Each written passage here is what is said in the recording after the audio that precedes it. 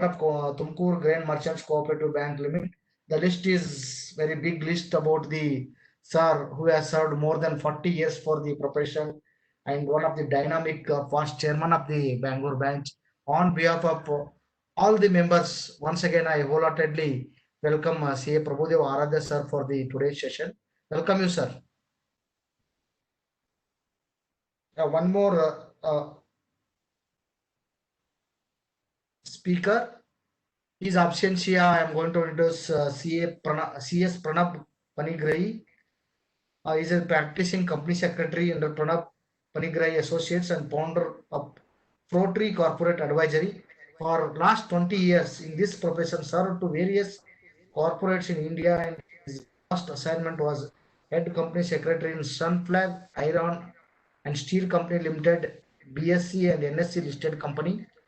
During his career of 20 years, managed many corporate restructuring activities, including mergers and acquisitions, JV, and various kinds of fundraising activities for corporates.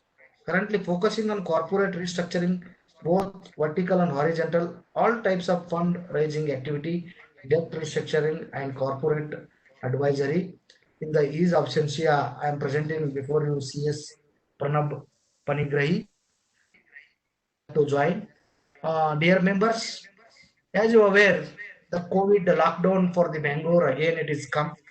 Effectively from today we are in lockdown, but it cannot stop our Dhanadasava programs. As the virtual programs is Bangalore branches started March 18th. Even we are able to conduct everyday programs, but due to restriction from the head office, we are limited to every month 10 webinars we are supposed to conduct. And this week we are having and tomorrow futures of cooperative audit and issues relating to audit of credit cooperative societies going to be handled by subject experts CA H. Shivakumar and CA Ravindranath BV from Sagar. And again on 17th, day after tomorrow, we have a session on again cooperative audits, role of chartered accounts in cooperative bank as professional director, concurrent editor, statutory editor by expert from Belagavi CA Umesh Bolmal, and expectations by the cooperative audit department from CAs from C. Prakash C. Majgi, Director of Corporate Audit in charge, Bangalore. The 3 hour sessions tomorrow and day after tomorrow we have planned for the cooperative audit. Dear members, kindly note that one once we are sending the link for the 1,000 members. Uh, Again, coming to the today's topic, it is an important topic and IPOs and pre-IPO funding for SMEs a new alternative. So I will not take much time. I am handing over the session to CA Prabhudev Aradhya sir. Over to you, sir. Thank you, Chairman Mr. Kore. It was a special thanks to you for the pleasant introduction you gave to Sir, sound is hear coming about little sound is. wise. Yeah. Yeah, sir. Okay. Can you hear me now? Better? Yeah, just 1 minute, sir. Pranab Panigrahi, sir, dear members, on behalf of all the viewers and on behalf of managing committee members, I wholeheartedly welcome CS Pranab Panigrahi, sir. Welcome you, sir.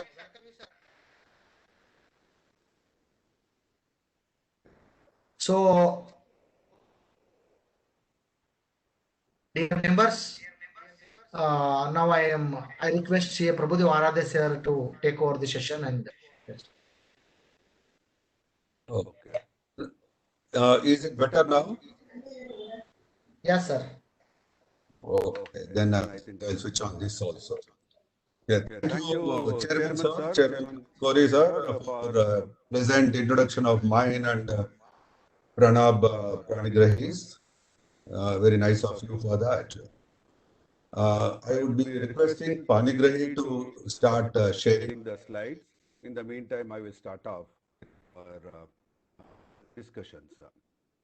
Friends, my fellow professionals in the entire Bangalore region and even outside Bangalore, it's always a pleasure to talk to you people.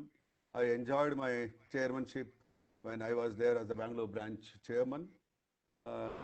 Now, after a long time, I'm back here with all of you. It's such a pleasure to be with all of you, to talk to you, so that more and more we discuss, it's more of a knowledge sharing between ourselves. I also learn a lot from talking to each one of you. We thought of, we were having a discussion within ourselves in our office, and then we thought of coming up with a new concept of financing which is required for the SMEs. I mean, as a coincidence, today I see that the entire thing has been again camouflaged by the advent of, the COVID. The COVID coming in here has created much more problems and much more issues for the MSMEs. Now the MSMEs coming in and having a lot of problems and all is a different issue altogether. But then not only MSMEs, many other different types of either traders or business or large industries, small industries, and finally coming down to our own chartered accountant profession, each of us are having our own COVID problem. Okay, that apart, there is one more ray of hope which we thought we should look at. And this ray of hope has been there in the form of SME listing. Now, what is this SME listing? Before I go into that, I will touch upon the past of what is the present funding options which are available for the SMEs. All of you are aware of it. You are all chartered accountants. We have been dealing with a lot of SMEs. It's just a summary of the things which I thought. Term loans, whether you talk of a term loan from the bank, from the financial institutions, SFCs, IDCs, and so many of them have been there time along. You also have these working capital loans, fund-based, non-fund based, like cash credits, bill discounting, data, shipment, all these are all, you are very well aware of all this. There has been the loan against property also, mortgage loan. Then came in a new set of financing patterns which came in, like venture capitals, private equities, angel investors, crowdfunding, then special lines of credits, including the foreign direct investors. All said and done, my friends, the best of the financing patterns, but which is many a times not practical, not sought after, but as an SME people really sort of, they look for it, is as simple as, if I were to call it as, unsecured loans. If anybody is giving an unsecured loan, any SME would be too happy. So that's it. Incidentally, Pranab, are you on with the sharing of the slides?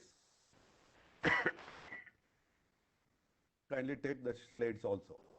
Now, having said all this, I now come to the main subject to say, before we get on to the SME listing, what is the perception of SMEs by the financial institutions, like the banks and the financial institutions? Sir, Today, Aradhya sir, you have to speak near to the speaker mic. Mike, okay. It's not because still I'm Is it listening audible? coming. Is it audible now?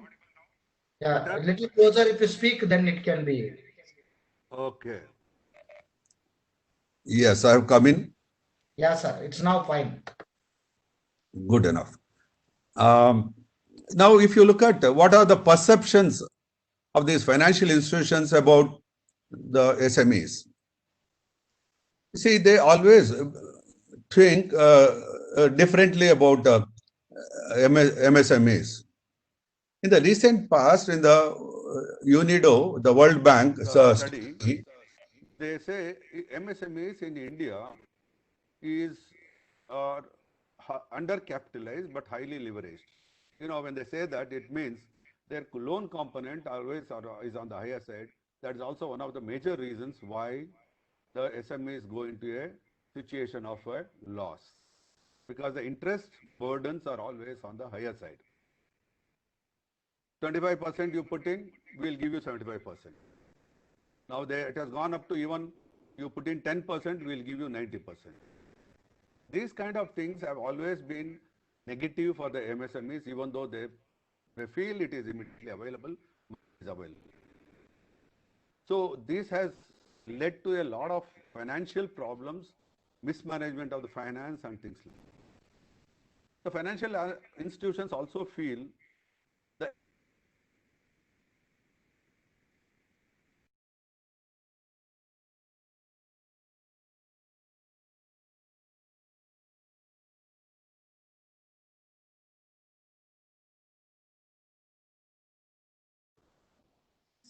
Sir sir Aradhya sir audio ಬರ್ತಾ ಇಲ್ಲ.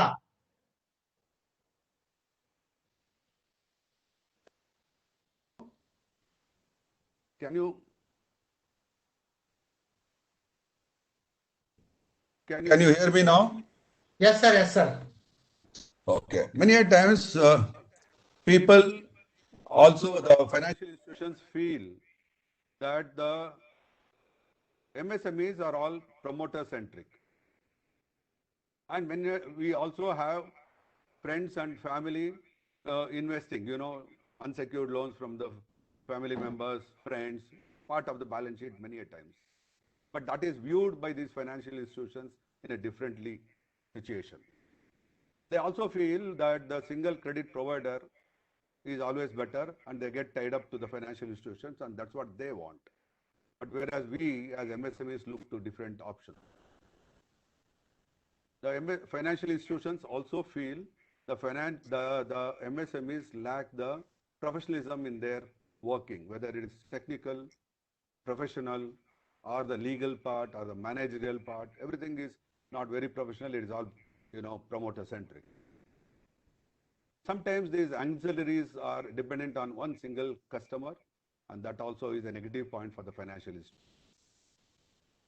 Susceptibility for shocks and rehabilitations are not there for the MSMEs is what they feel, which we already have been seeing with the COVID attack which has been there right now. Most of the MSMEs are in deep trouble. That kind of problem is difficult always for them to take the shocks and the real part of it. If they talk of restructuring, the financial institutions think that restructuring need not mandatorily be financed. So that is one more negative point for the MSMEs, unfortunately. But then the way MSMEs look at, it's always these kind of perceptions they have, and that's how to match these two things, it's always difficult for the MSMEs.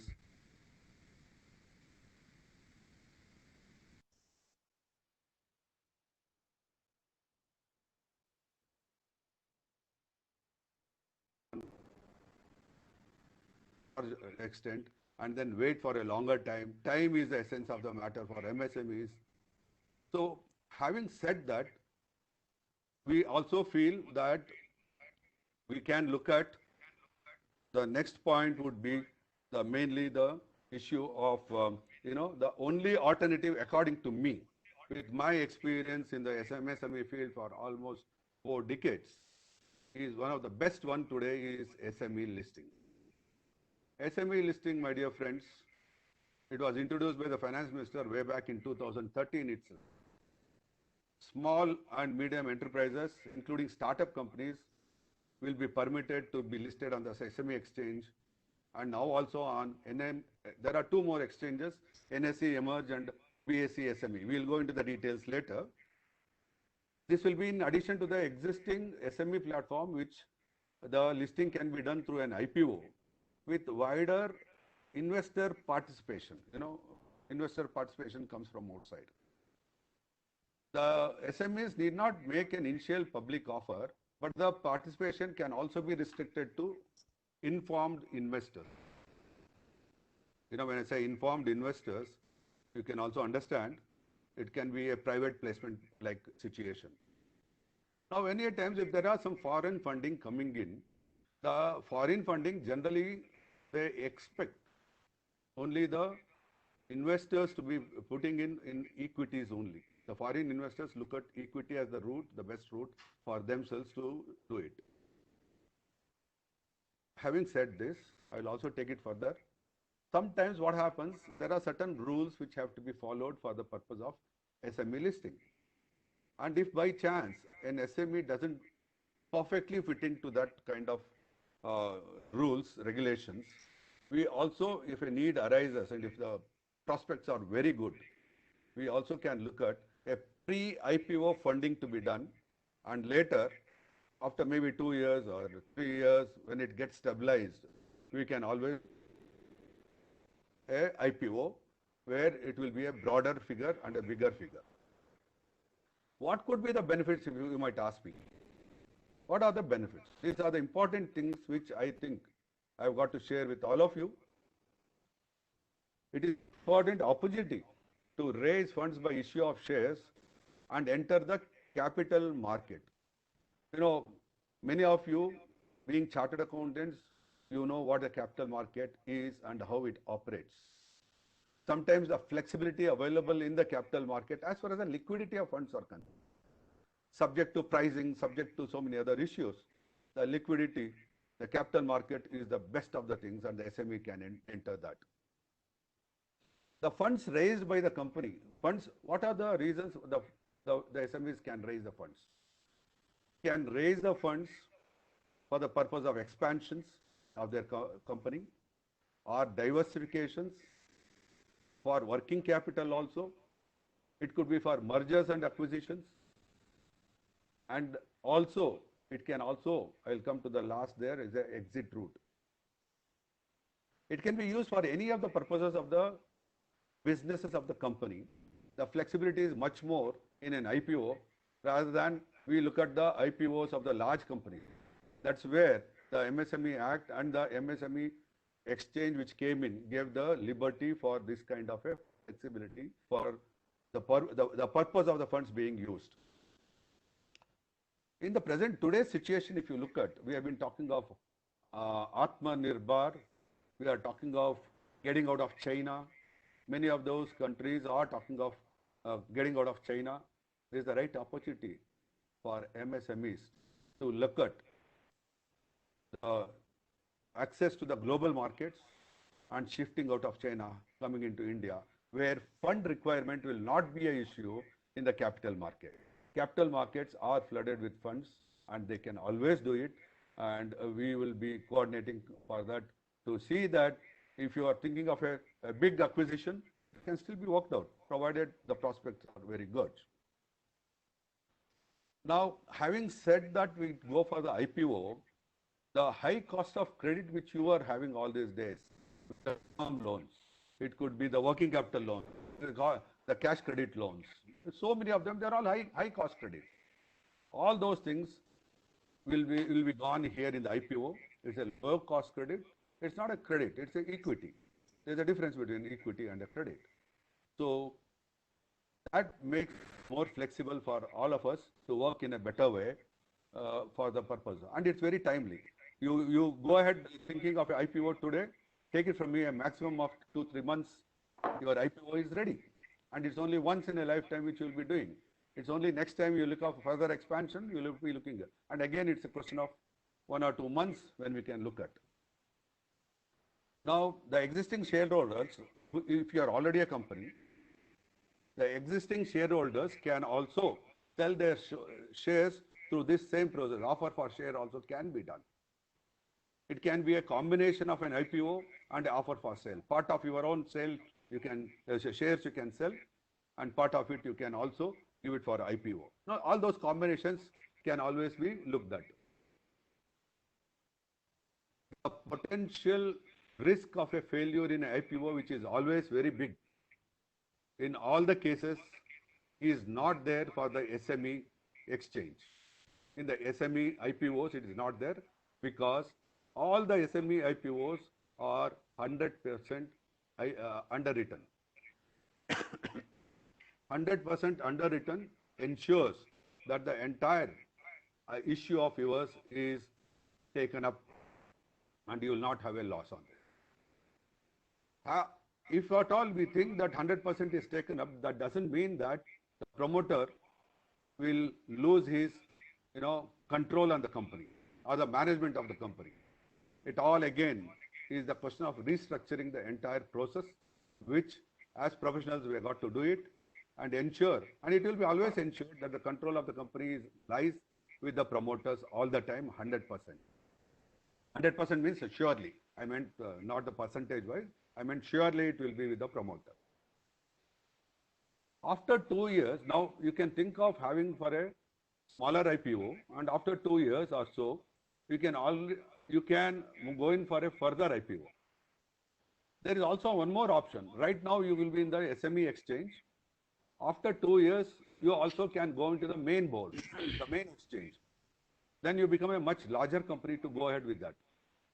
So where it can be easily and freely purchased and sold without any lot size restrictions. You know, in the regular capital market, you have the lot size restrictions. For the SME IPOs, lot size restrictions will not be there. Now, what are the other further advantages? So once your company, your client's company has undergone the IPO and it's already listed, it will start attracting investors and the fund houses elsewhere who will also see the progress and then start coming for investments. Now that gives a better value addition to the company. The value addition to the company, today if your value as a just without a IPO, your value is 100 rupees of your share, it immediately jumps up based on the market, based on how well you have your company. And having listed, the bigger advantage is the lenders who depend on the credit rating many a times, the credit rating also changes for better. Your company's credit rating changes. So thereby, there will be more people, lenders who will be coming in, and you can pick and choose the lenders as and when you need. Another advantage for the SME is the company becomes more professional because there will be a lot of complaints issues. But take it from me, I can also assure you, the complaints issues for an SME IPO is lesser than the complaints issues for the large industry IPOs. The details can always be seen and we can work out, but the complaints and all will prompt you as a company to see that you become more professional and more corporate governance practices are brought into the company. So it unlocks the valuation of the company and thereby it creates further values in the long run. I mean, look at this kind of a situation. Today you have 100 rupees and as a share value, tomorrow it becomes 110, the market goes up to 120, 130, 150, 200, 300, whatever. It depends on how you go. Because you have funds, you can also work better. And having listed the shares of the company, free trading, I have already told you, in the stock exchange will be available. Anybody can also pick up that part of the shares which are easily available. As I said also, your criteria to borrow more is available with the valuation of the company going up. Now, sometimes you might need while running a company. Whenever I have been telling when you are a company, I am referring to your client's company, where you can advise them to that level. Now, greater liquidity is possible once your company is listed, because if you need a short-term credit, you can always trade your own shares in the exchange, get some funds, and maybe after 2 months, 1 month, 3 months, whatever you want, you can buy back the shares. So for those 3 months, you would have had the liquidity available for you. Whereas you go to a financial institution, you know, the processes involved will be so long. It is as simple as just today you decide you want to sell in the market 1,000 shares of your company, valued at 1,000 rupees now, you get the money tomorrow. So that's the advantages of on the liquidity part of it. Now, 1 or 2 years you get consolidated, the company gets consolidated. It can also go for further IPOs depending on what kind of structuring you want to do, what kind of funding requirements you would be there, what kind of the market response has been there. You can go in for the rights issues, you can go for the bonus issues, further IPOs you can do. Each of them are different, you know, as you know very well. IPO will be different, a rights issue will be different, a bonus issue will be a different case. You can also go in for a debenture or a bond issue. And the cost of having done all this, every time you make a IPO. Now, this is a very important point, my friends, I want you to know. The cost of an entire IPO today, for example, today's IPO or the one after 2 years or 3 years, 4 years, the cost of the entire IPO is as low as almost 1 year's borrowing cost. If you borrow 50 crores today from the bank, you will be paying, say, around at least 10 to 12%, the least. So having said 10 to 12%, you will be paying it for a period of 5 to 10 years again. So you will be paying the interest for so long, whereas this is only equivalent to 1 year borrowing cost. This is the biggest advantage cost saving which you will be having. After that, it is your decision, your board decision to give the dividends to the extent of what profits you make, and you pay it out of the profits, and it will not be a cost of the company at any point. There was also a threat to some people. Some people thought that there could be hostile takeovers. Somebody comes and buys up 1,000 shares, 500 shares, or 5 lakh shares of your company, and they take over. Here it will not be possible because there is a lot of flexibility which we can do at the time of restructuring. We sit together and do the restructuring of your entire capital structure so that the takeover possibilities will not be possible at any point of time. Now, the promoters also can look at IPO as a tax planning, succession planning, or an exit option. Just to give a exit option example for you. Today, you want to sell today because of COVID, you want to sell your company. Your company shares are valued at 100 rupees. If you want to sell your company, you can sell it at 60 rupees, 70 rupees. Everybody knows this is one distress sale which can happen. But then you go in for an IPO at 100 rupees only, then you have liquidity available, then improve your working situation. The market also keeps improving. Thereby, 100 becomes 120, 130, 140 possible. It depends on how you work. So continue with that. Having gone for that additional working situation with the additional liquidity available to you, the valuation of the company goes up. One fine day in the market, when it reaches say 150, you sell your shares in the market.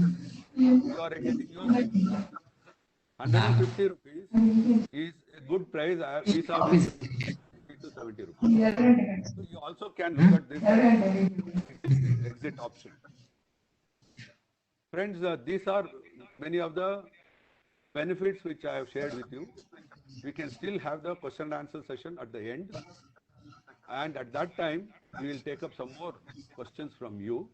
In the meantime, let me request my colleague, Pranav, to give the eligibility criteria on the NSE platform, on the BSE platform, and all that. After that, I will you to say what is the advantage, what are the professional opportunities available to the chartered accountant, you and me, in this kind of a IPO platform which we are talking. May I now request Pranav to kindly take over?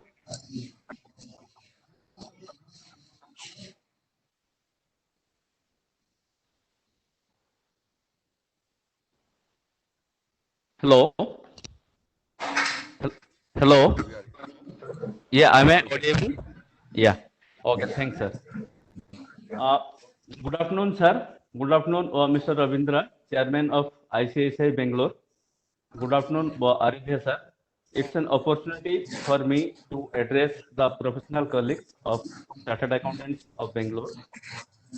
Basically, when you are thinking and saying about the SME IPO or fundraising from SME, the concept is that when a big company was thinking to get the funds from the market, they usually choose this option.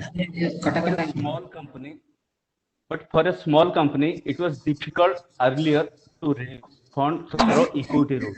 They have the only means to take the funds through the debt funding or any other unsecured kinds of funding. But in 2000, 2013, it was approved by the ministry that small companies also can go to capital market through a different platform of the stock exchange of NSE and BSE. It's called Emerge and BSE SME. So first we should start the eligibility criteria. What is required to be for a company for getting their shares listed in NSE platform. The platform is called NSE Emerge platform. First of all, they have to prepare a DRHP, draft red herring prospectus. It has to be approved through the stock exchange itself, not through the SEBI. But in case of bigger company, it is required to be approved through the SEBI only. But here the relaxation was given to company that they can list, they can head their DRHP through stock exchange, and a file has to be filed with the ROC in the respective state. And it should be in the company form of business at the date of filing DRHP. That means if any company or any business which was run earlier either through a proprietorship concern or a partnership concern, it doesn't have any effect for the purpose of listing the shares in SME platform in any of the stock exchange. Their business has to be count continuously from the date of they started their partnership or proprietorship business. So because this is because the next point is that they should have the good track record of profitability for past 3 years. So counting the past 3 years, it is not required that the business should be in the form of company. It may be in the form of partnership firm or proprietorship firm, but there should be a business for continuous 3 years. And at the date of filing of the DRHP, their paid up share capital should not be more than 25 crores. Here the paid up share capital means only the paid up share capital, no reserve or any kind of things are to be added here. Whatever amount of the face value multiplied by the number of shares would be the paid up share capital. Most importantly, the company should have positive cash accrual of past 2 years. Means before tax profit should be positive. This is the criteria for NSE Emerge. If we go to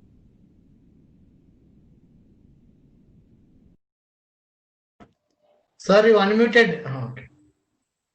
hello, Yeah, some hello, disturbance, and I think uh, yeah, just check it, sir. yeah, it's okay. Yes, sir, please. Okay. The next part is the listing your shares in the BSE SME platform. The same thing, you should have at least 3 crores of paid up share capital on the post listing. Means whatever share capital is you have today, it doesn't matter, but after getting the listing approval, your capital should be more than 3 crores. That is the paid up value. The premium part and reserve are to be segregated from the paid up part. And the net worth should be at least 3 crores of that company. And the company should have tangible assets of 3 crores. These are for the BSE purpose. And the same way, the company should have the profitability track record of past 2 years. And if these criteria are fulfilled, this is one side. If not fulfilled, then the net worth of the company should be 5 crores in case of BSE listing. More or less, we can say that the criteria for all the listing are more or less same. In an average, you should have continuous 3 years of business. There should be a actual profit for the last 2 years. The business should be continued for 3 years, and the minimum capital should be 3 crores, and the company's maximum capital should be at the date of listing not more than 25 crores. This is the in short for the criteria of listing in any stock exchange. Hello. Yeah. Once we listed in any stock exchange, next to the BSE and SME exchange features, sir. To features part, sir.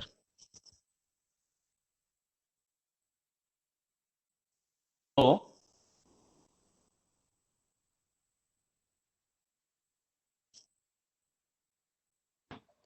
Sir, hello. screen is there, but you can continue. Yeah. Okay. In case of stock exchange, if it is a BSE or NSE, some things are some points are common for both the things. That the company, if their paid up share capital is 10 crores at any point of time, after 2 years completion in the SME platform, they can move to main board at their choice, or they have to wait for 10 years in the SME exchange, and after 10 years, they can bona fidely shift it to main board.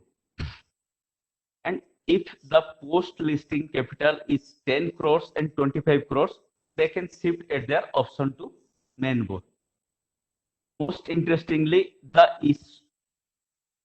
prospectus in relation to the issue shall also be filed with the SME exchange and jurisdiction of the ROC, which I had already mentioned. The important part is that the issue was underwritten as 100% for the subscription.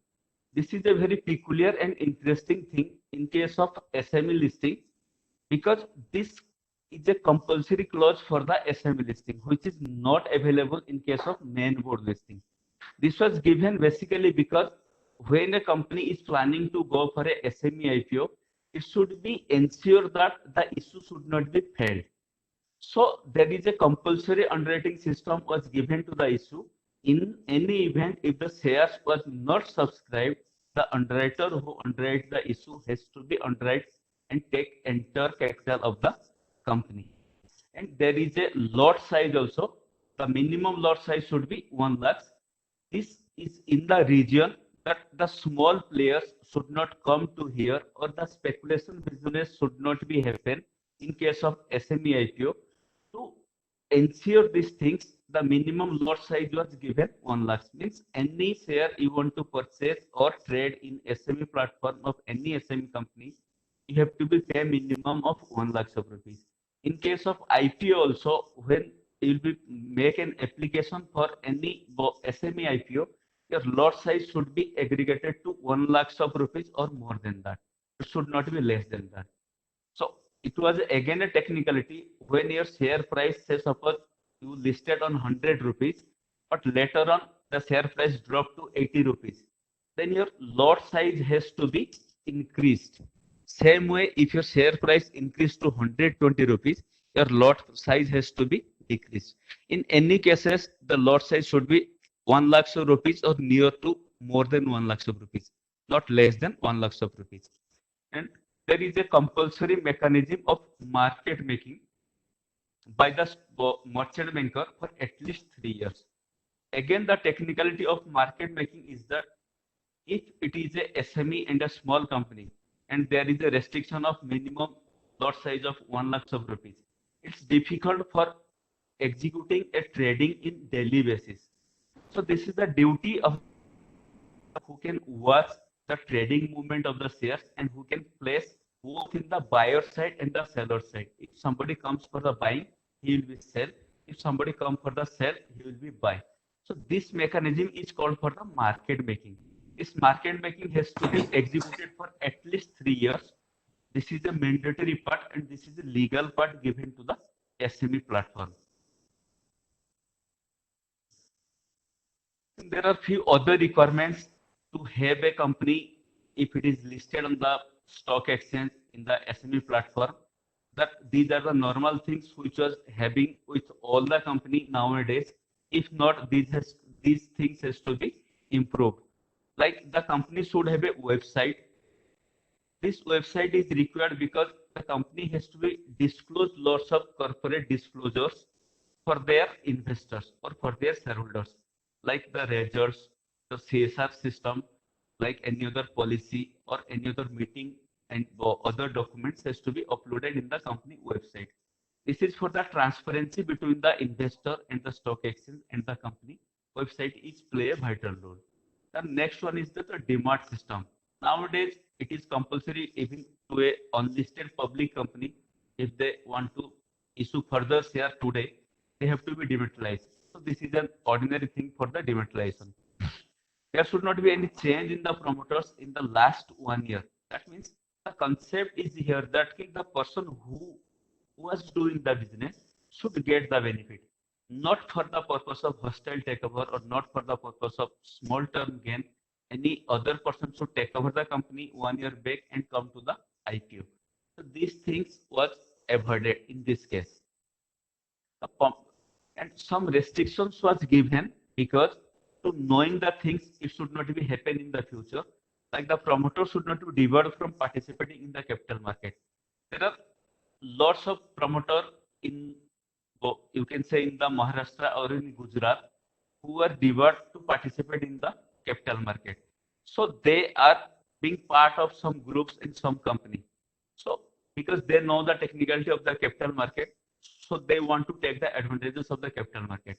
If somebody from the promoter side is debarred, then the company will not be given permission for the listing in any SME platform.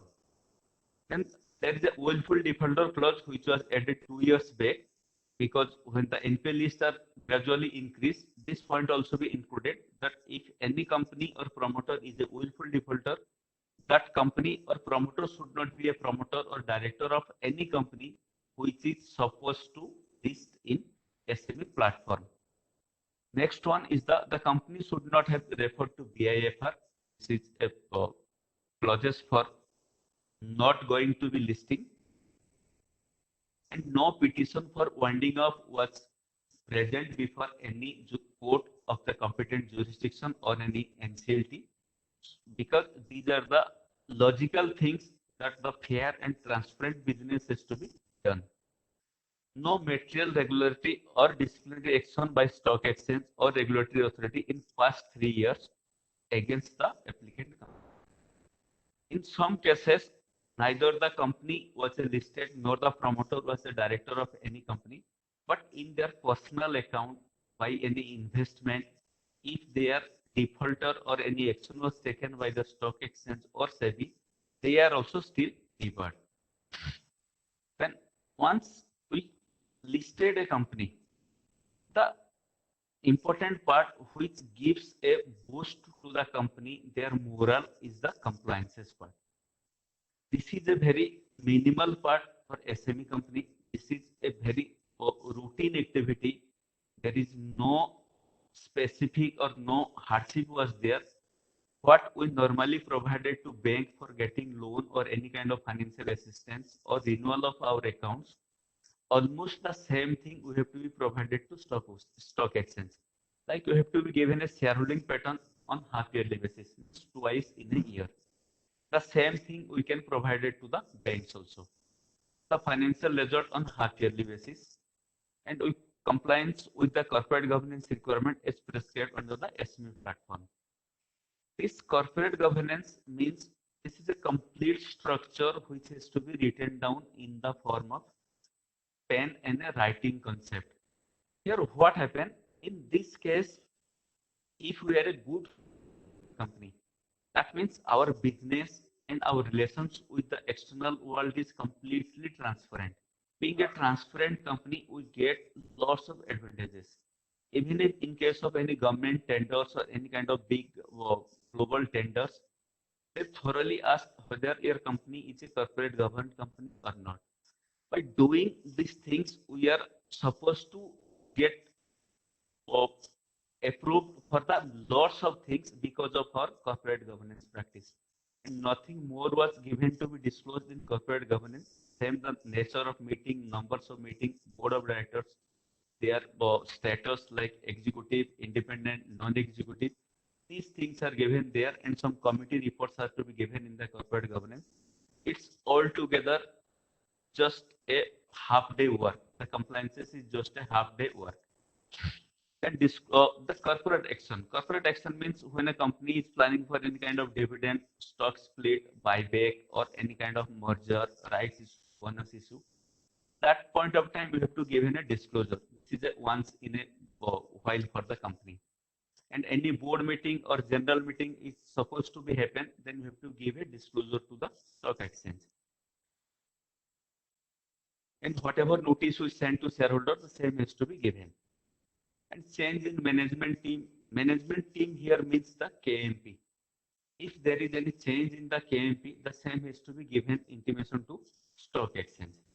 any price sensitive information if is there. Price sensitive information means any transaction or any kind of events which was happen in the company and which is meant or known that if it was disclosed to the public prior to disclosing the stock exchange or officially to the public, the price of the stock may be in either side. This information should not be disclosed prior to disclosing to stock exchange. These are the criteria, and we have to pay the annual listing fee, which is also very minimal. The next, I want to explain some point through a case study, which is very important to understand how a listing was happen if certain things are happening in a company. So in this case, I had given one case study, which might be appear in the screen. Just a moment, just a minute. I had taken a company with having a paid up share capital of 5 crores, and free reserve of that company is 48 crores because we believe the company is in existence for a long period. And the PAT margin for 1920 was 12 crores. If we being a professional, the promoter or a company has asked for the proposal for listing of that company in the SME platform. So what are the things we should be keep in our mind first for taking this assignment? First of all, we have to think whether this company is supposed to be eligible, fulfill the eligibility criteria. Yes, it is fulfill the eligibility criteria. Then the next one, why the company wants to go for the SME IPO. It's very important to set the objects of the company. Everything is permitted officially in the object of the company for the point of view of the business growing. Some items are restricted or objectionable in case of investor point of view, which were not mentioned in any kind of literature. If we are planning for a repayment of unsecured loan, which were taken from the promoter, that means there is a clear indication of outflow of the fund from the system, which investor doesn't like. They are investing in your company with the intention that company should grow, not there should be a exit of the fund from the company.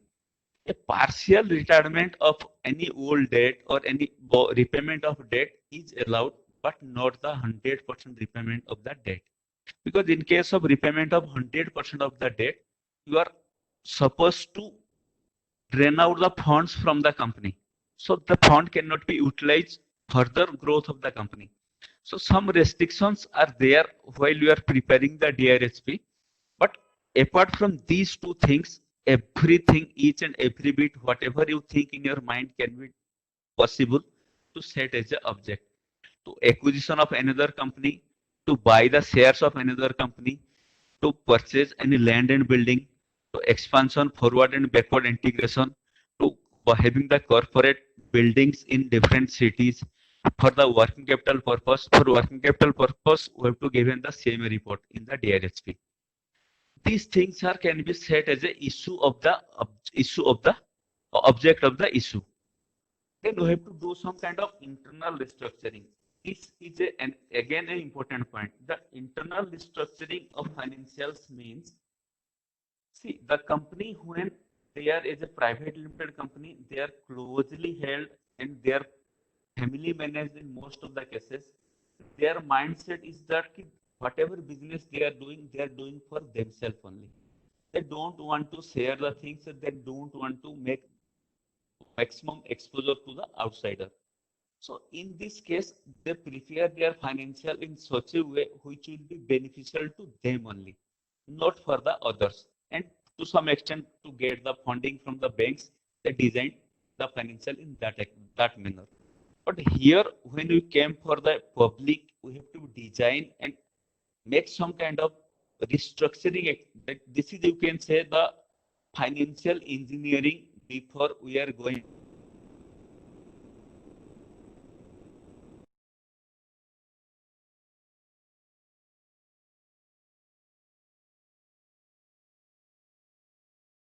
Pranab, your audio is gone.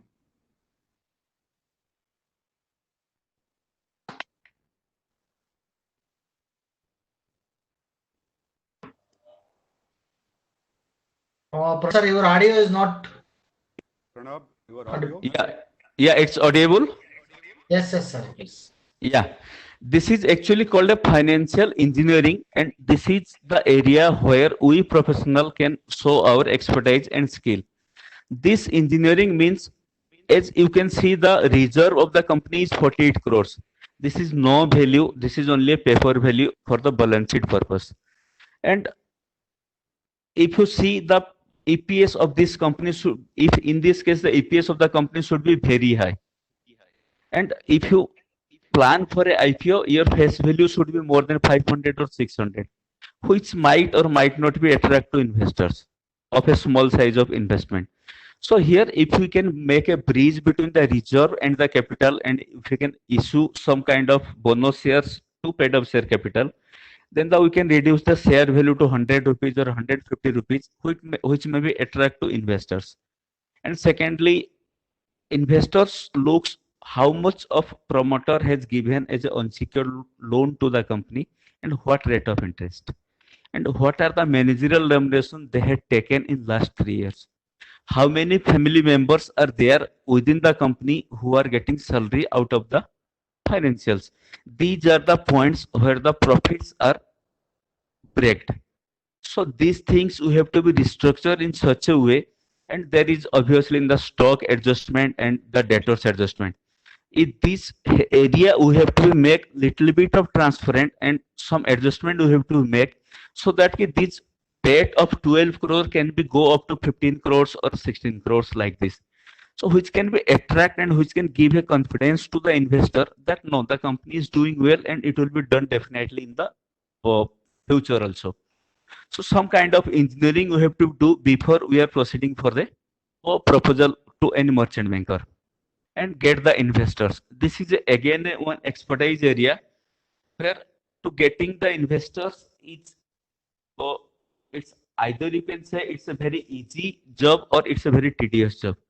If your business is lucrative and you have a good bottom line and good top line and there is a visibility of the prospect of the company, many investors will become.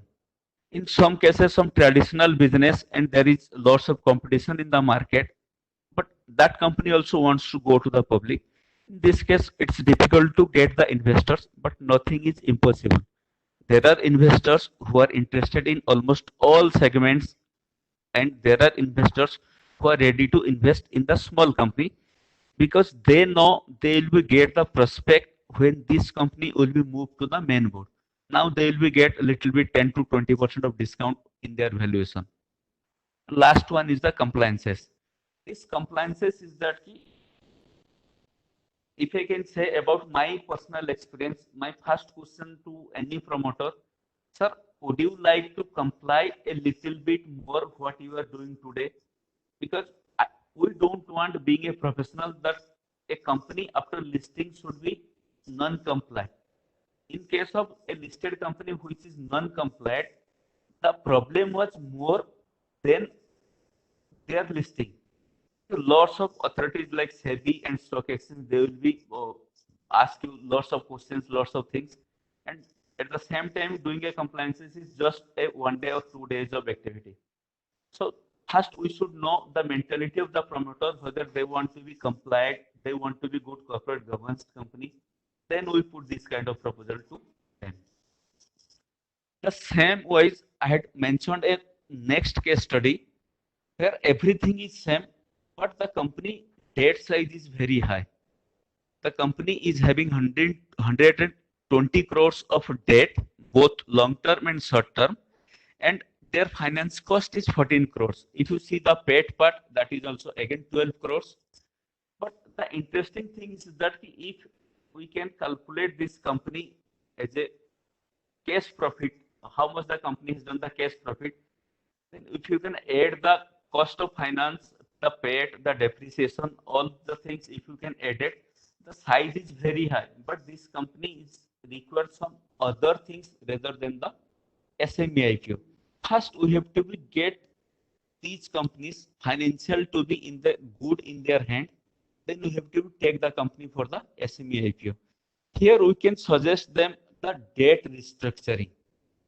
Means we have to check whether the company's existing cash outflow is supporting the entire debt, or that company is require a little bit of relaxation either in case of longer repayment or any greater moratorium period, or any kind of quasi debt instrument which is equity loaded, so that in future that can also be effective for the company.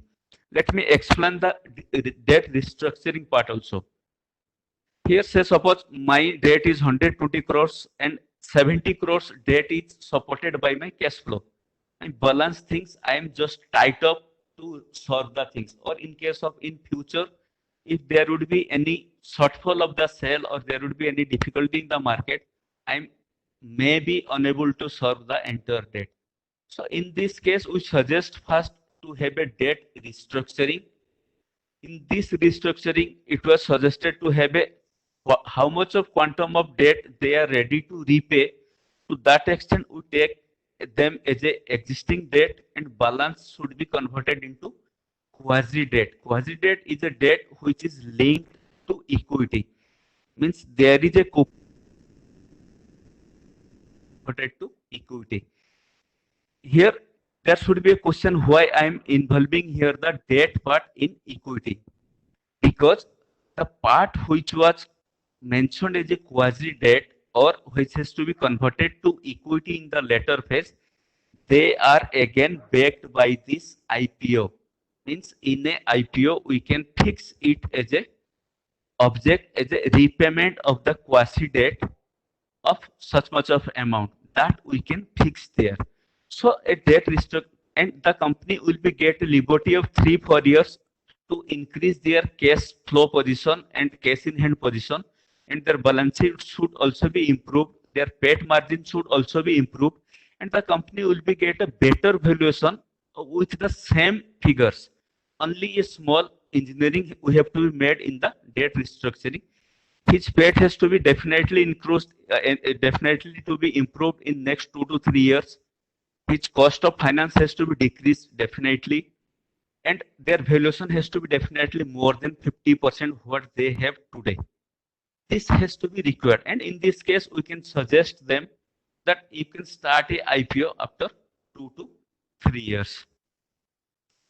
I think lots of things I had told. Now it's the turn of Mr. Aradhya. He will be explain about the professional opportunity. Thank you, Pranav, for going into the details of this. But I know for sure that friends here, a lot more details will have to be required for us as professionals to discuss and take it forward. Now I come to the most important presentation of ours. That's why we are all sitting here together, almost 500 of us sitting together. Now look at what are the professional opportunities we have in a IPO, SME IPOs. One sec.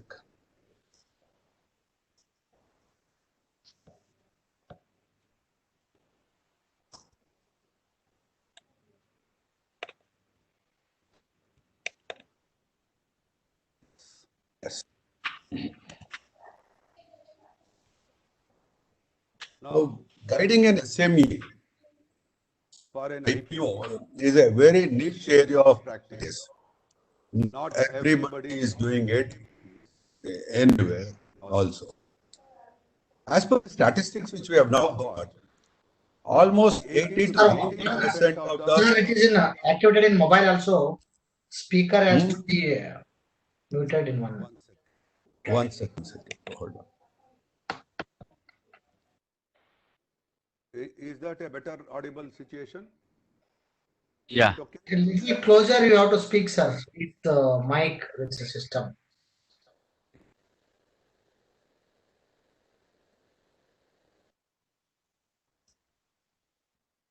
Will this be better? Yes, sir. Yes, sir. Okay, fine. Sorry for this. We were talking, let me start off again. we are talking of the professional opportunities available for all of us. That's why we are here today, more than 500 plus people sitting together. Now, guiding SMEs for the purpose of IPOs is a niche area of practice.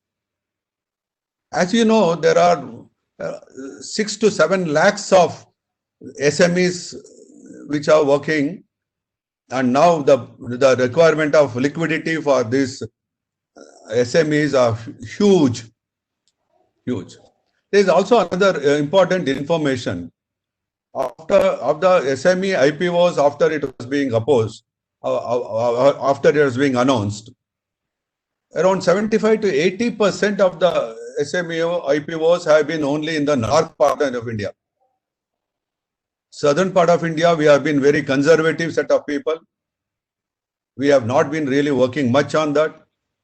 Around 15-20% people are taking this. Conservatism, reserved atmosphere, this is where we have to guide the SMEs. We professionals have a big responsibility on that. When you are talking to the SMEs for the purpose of IPO, you are the face of the SME. You will be talking on behalf of the SME.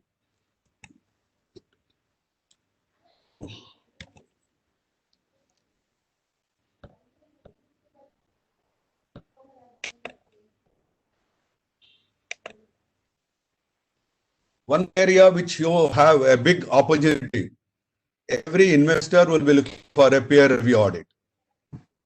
A peer review audit will be very important business opportunity for all of us to work on that. Now, as Pranab was just now telling, the restructuring of the capital in line with the requirements of the financial markets. See, these strategies for the financial markets is different from the strategies required for the banking and financial institutions. You know, the whole approach is different. So that kind of an opportunity is available to us as professional people, and only we as professional people handle. Now, this is the time when we have to suggest, educate SMEs on IPO. It could be used for the M&As, mergers and acquisitions, private equities, quasi-debt situations, as just now it was mentioned, strategic sales to be done. There is also a strategies which we can look at. Now there could be a joint venture possibility. Now somebody wants to get out of China, as I mentioned earlier. He wants to come into India. Please offer, you ask your client, the SME, to look at a joint venture. Then if the opportunities are there, why not? Why not look at an IPO? Now both the companies will grow. Nowadays, SMEs also have a lot of thoughts of having 2 or 3 companies under their fold. Now, if you merge 2-3 companies together, we get into a group, the IPO becomes much easier. So there are different permutations and combinations which we can always look at, and each case will be different. It needs a lot of strategic looking at it and the restructuring of these guys. One restructuring will not be the same for the other one. So having said this, this is the type of approach which you will be having. Now, after the issue is, just now we said those compliances, issue compliance. Post-issue compliances can be handled by us. There's another new opportunity available for the chartered accountants and the company secretaries also.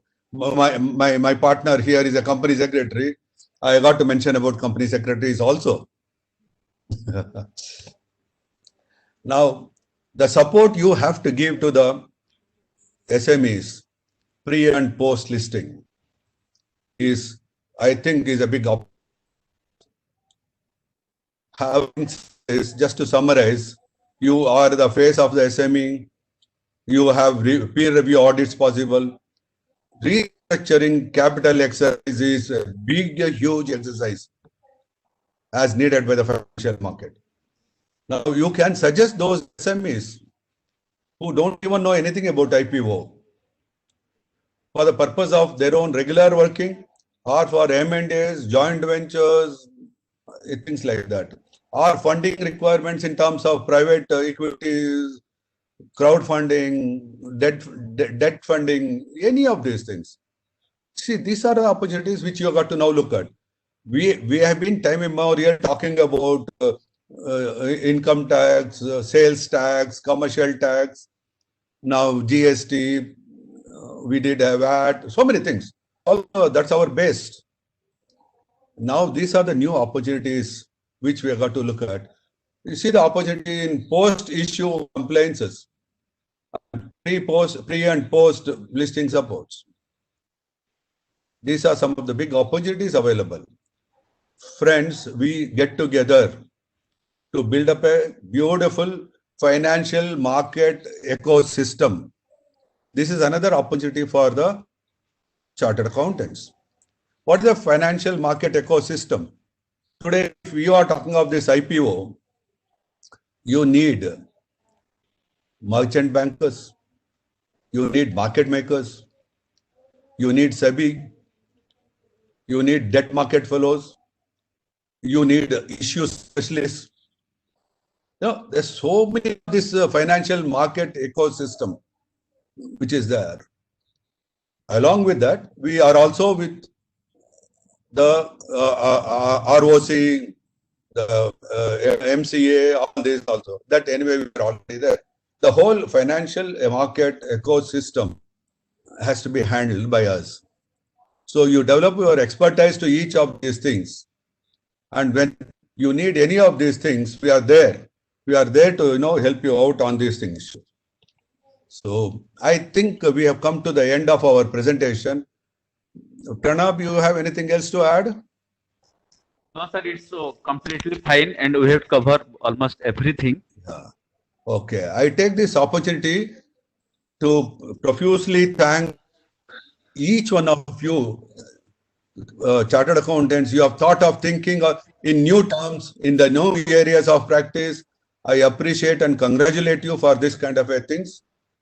I also thank Chairman Ravindra Kore, along with his entire active team, excellent team, which I see in the Bangalore branch. I wish them all the best. Thanks to one and all. Okay, sir. Thank you, Chairman. Thank you, all the participants. Thanks very much. Yeah, thank you, sir. Yes, sir. Just one question. The chartered accountant for the younger chartered accountants, he worked for the good audit firms. He got all the exposures. Now he wanted to start the practice. He started the practice, and how he can be involved in this all activities where he can get the inputs, the questions as a chairman. The many young chartered accountants will come and ask, sir, where to get the work? There is a work. How we can connect to the people as a branch. I really appreciate Chairman sir for your concern to the new young chartered accountants. There are two things which with my experience, I can share with you. One is to look at the IPO. Now the implementation part of it, compliance part of it, all these are the things which need little of experience, but they can always join some seniors like you and many others who are here in this group, who can also guide them to get into the implementation part of it. Second part also is only possible if they have their own clients as SMEs, and those SME clients have to be advised. And if we have to advise them, you need little experience and which you know in the regular our own study which we do to pass the CA exams, it is not entirely available. Possibly, again, a little more experience with some more seniors, but they should have some MSMEs with them. Then only the IPO will. I am only restricting myself about the IPO. I am not talking of any other area of practice at this stage today. Yeah, Okay. if there are any questions, we are ready to take it also. Yes, sir, there's no questions. And uh, yes, sir, it was an entirely different topic. As you have taken for the Bangalore branch, we planned out of 10, at least two or three different version of topics can be connected.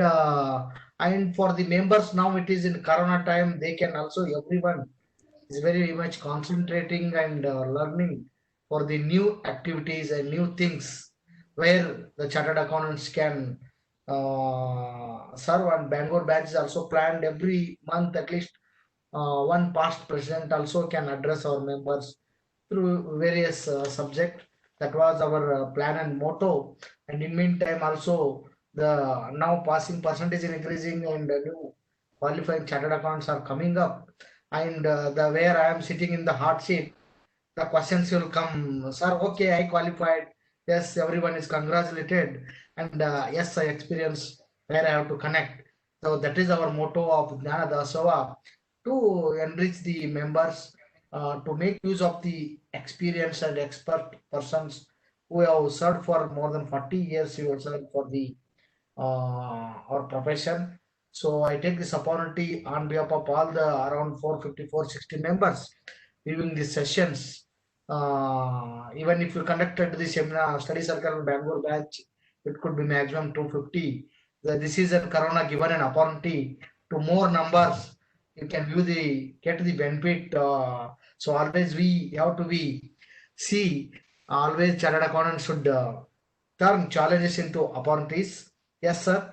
On behalf of all the viewers and on behalf of managing committee members of Bangalore branch, I wholeheartedly thank our past chairman of Bangalore branch, CA Prabhudev Aradhya sir, for sharing his experience on the topic, and also the company secretary Pranab Panigrahi on behalf of